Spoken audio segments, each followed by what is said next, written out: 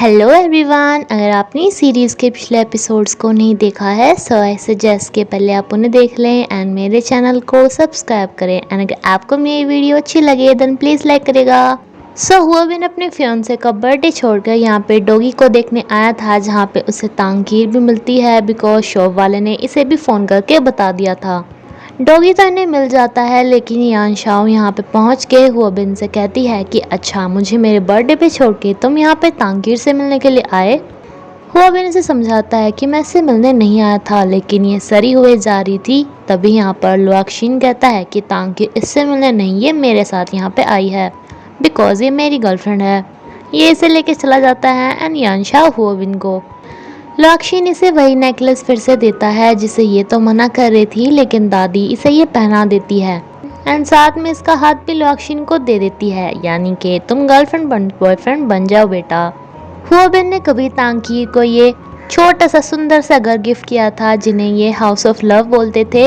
ये बेचारा यहीं पर ही सैर रहता है, जबकि अब लुआक्शिन इसकी बहुत ज़्यादा केयर करनी स्टार्ट कर देता है। इसके लिए खाने बना के लेके आता है, इसे डिनर पे लेके जाता है एंड इसकी बहुत ज़्यादा केयर करता है एंड इसे प्रपोज भी करता है कि क्या तुम मेरी गर्लफ्रेंड बनोगी। तांगकीर भी इस पे बोल देती है कि अगर तुम पहले पूछते तो शायद मैं मना करती, लेकिन अब मैं हाँ बोल रही हूँ क्योंकि मैं तुम्हें एक चांस देना चाहती हूँ। ये बहुत ज़्यादा खुश होता है कि ये तांगकीर मेरी गर्लफ्रेंड बन गई। शानजी अपनी कंपनी की लिस्टिंग करवाना चाहता था। इसकी कंपनी इतनी बड़ी नहीं थी, इसलिए ये एक बड़े बिजनेसमैन से कुछ नकली कागजात बनवा लेता है अपनी कंपनी के। हुआबिन की कंपनी की हालत ख़राब होती जा रही थी, इसलिए इसकी मॉम इसे सलाह देती हैं कि अपनी कंपनी को तुम अपनी भाई की कंपनी के साथ ही मर्ज कर लो। ये अपने भाई से ये बात करने गया ही था कि यहाँ पर ये सुनता है कि ये दोनों नकली अकाउंट्स बनवा रहे हैं अपनी कंपनी के लिए, जो कि एक बहुत बड़ा क्राइम भी है। ये सोचता है कि इस बात को इसे तांगकीर को बताना चाहिए, लेकिन यहाँ पे तांगकीर की इस रूममेट की किसी लड़की के साथ लड़ाई हो रही थी। तांगकीर इसे बचाती है एंड हुआबिन इसे, जिसमें हुआबिन को चोट लग जाती है। दूसरी तरफ शानजी को भी पता चल जाता है कि यहाँ पर हुआबिन आया था, जिसने इनकी सारी बात सुन ली। इन्हें डर था कि कहीं हुआबिन किसी को बता ना दे, इसलिए ये इसकी ग्लूकोज में कोई दवाई मिला देते हैं जिससे कि ये अपनी 1 साल की याददाश्त भूल जाता है एंड इसीलिए इसे तांगकीर भी याद नहीं थी बिकॉज इसे 1 साल के अंदर ही मिली। अब जाके तांगकीर को पता चलता है कि इसे अमनीशिया की बीमारी है। लुआक्शिन इसे बताता है कि जब भी वो सांस रोक लेता है तो उसकी मेमोरी चली जाती है। तांगकीर भी सोचती है कि शायद इसीलिए आज तक हुआबिन ने इसे लिप्स वाली किस नहीं की, क्योंकि इसमें तो उसके सांस रुक जाते एंड वो अपनी याददाश्त भूल जाता।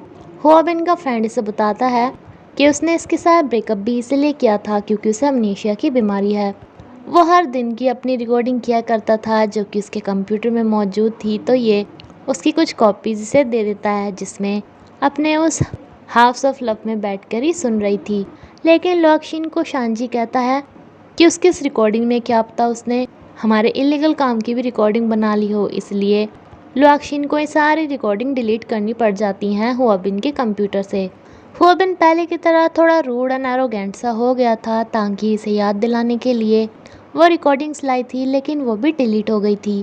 तांगकीर अब हमेशा यही सर्च करती रहती है कि कैसे उसके अमनेशिया की बीमारी को दूर किया जाए, जिस पे लुआक्शिन को अब लगता है कि गर्लफ्रेंड तो ये मेरी बन चुकी है, बट शायद अब भी सिर्फ हुआबिन की ही केयर करती है।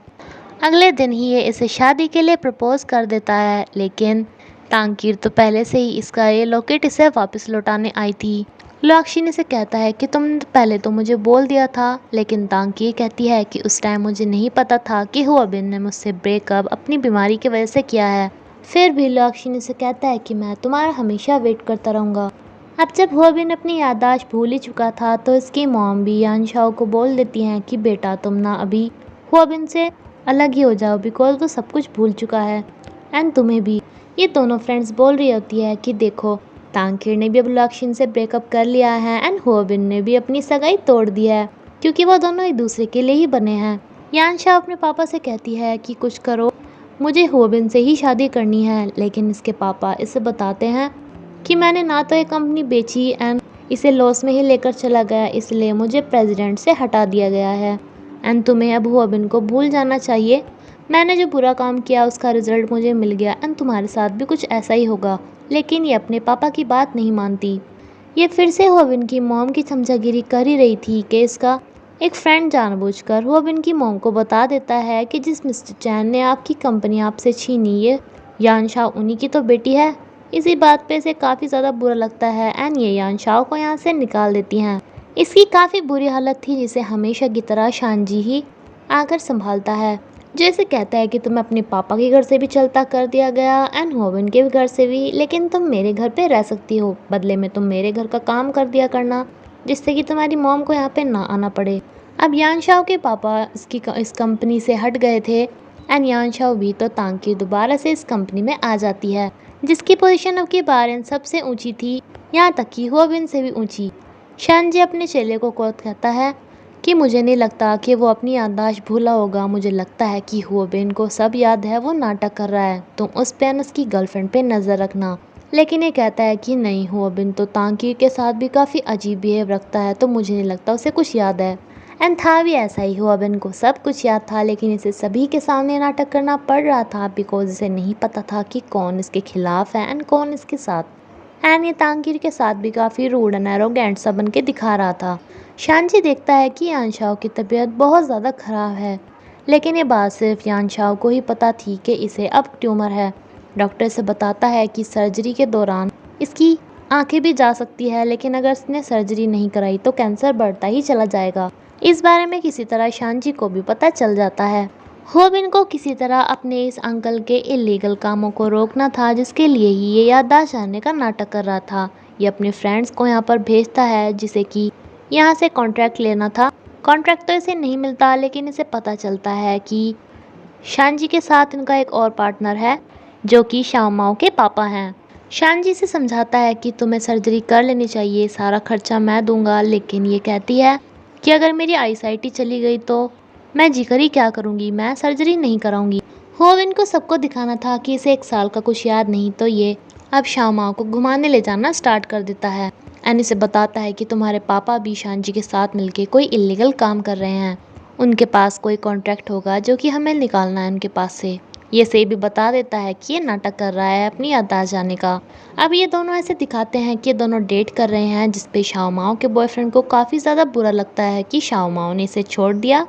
एंड अब यान शाओ को भी इतना पता चल गया था कि शायद ये भी शानजी को लाइक करने लगी है।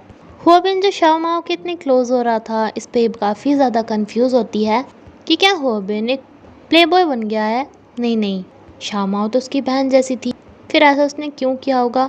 बट शायद अब उसकी याददाश्त जा चुकी है ना, तो उसकी वो बहन वाली फीलिंग भी ख़त्म हो गई होगी, इसलिए वो उसे गर्लफ्रेंड ही बनाना चाहता होगा।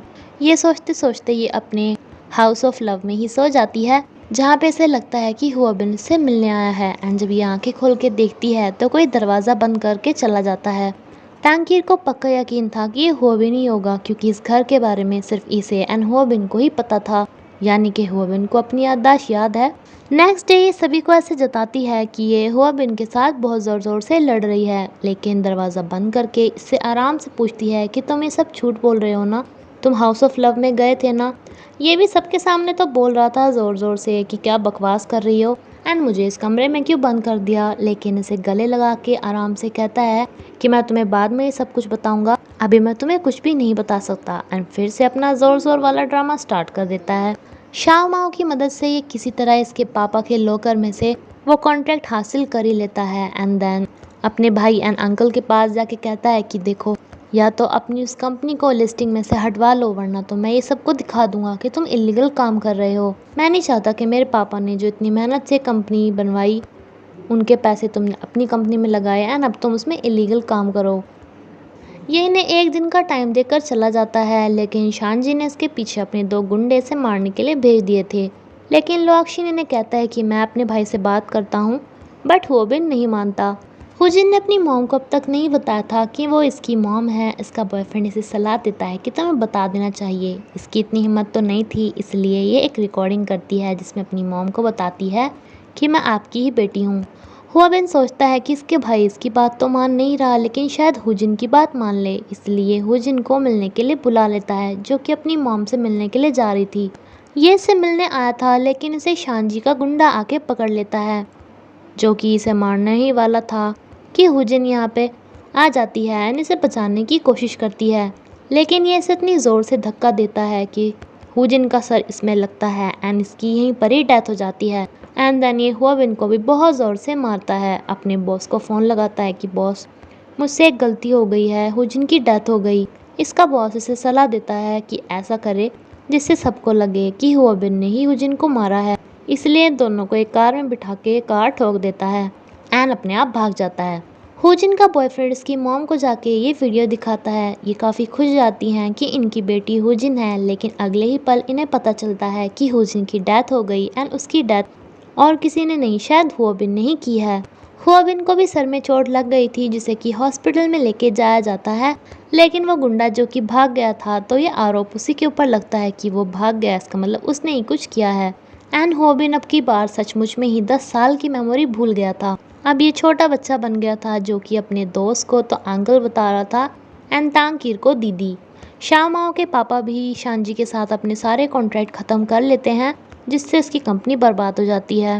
एंड मिस्टर चैन को काफ़ी गिल्टी फील हो रहा था, इसलिए ये भी सबको बता देता है कि उस टाइम पे हमारी कंपनी अच्छी नहीं चल रही थी, इसलिए मैंने, हुआबिन के पापा ने, लुआक्शिन के पापा ने एंड हमारा एक चौथा फ्रेंड था, हम दो चारों ने प्लान बनाया था कि एक बंदा दूसरे की किडनैपिंग करेगा एंड देन कंपनी से पैसे मांगेगा, हमारी कंपनी किसी तरह बच जाएगी। लेकिन उस चौथे आदमी ने इन सबके साथ धोखा दिया एंड सचमुच में ही लुआक्शिन के पापा को मार दिया था। यानी कि ये डाउट भी अब क्लियर हो गया था।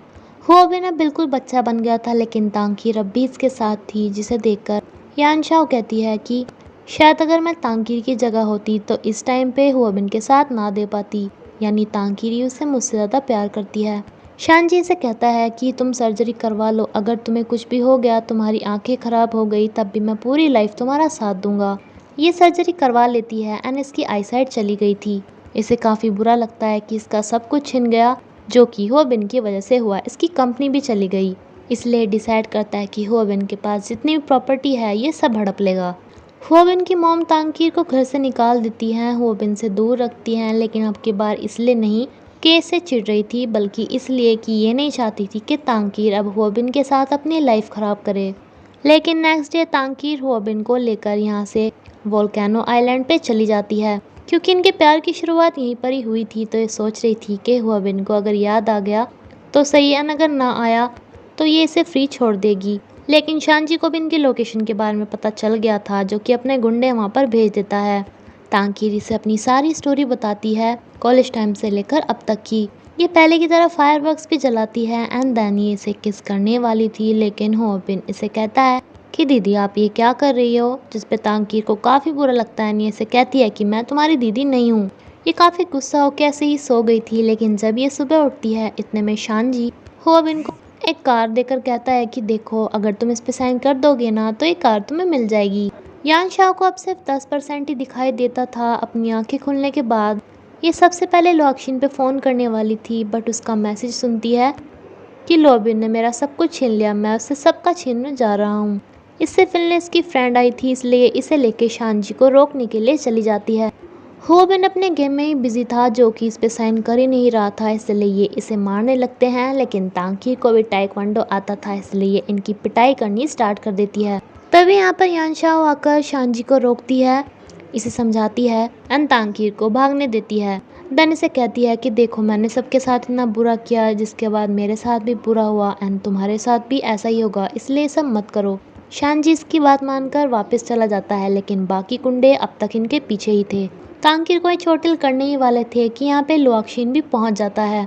फिर भी एक बंदे ने तांगकीर के ऊपर चाकू रख ही लिया था एंड तभी हुआबिन को अपनी सारी मेमोरीज पहले से अब तक की याद आ जाती हैं, जो कि तांगकीर को बचाने के लिए इस बंदे के साथ ही यहाँ से नीचे कूद जाता है एंड देन इसे बचाने के लिए तांगकीर भी कूद जाती है। इस इंसिडेंट के बाद शानजी को काफ़ी सालों की सज़ा हो जाती है, लेकिन यानशाओ फैसला लेती है कि वो इसका वेट करेगी एंड इन दोनों को भी रेस्क्यू कर ही लिया था, जिसकी यहाँ शादी होती है, जहाँ पे इन्हें बिल्कुल हुजिन जैसी लड़की देखने को मिलती है, लेकिन ये वो नहीं थी।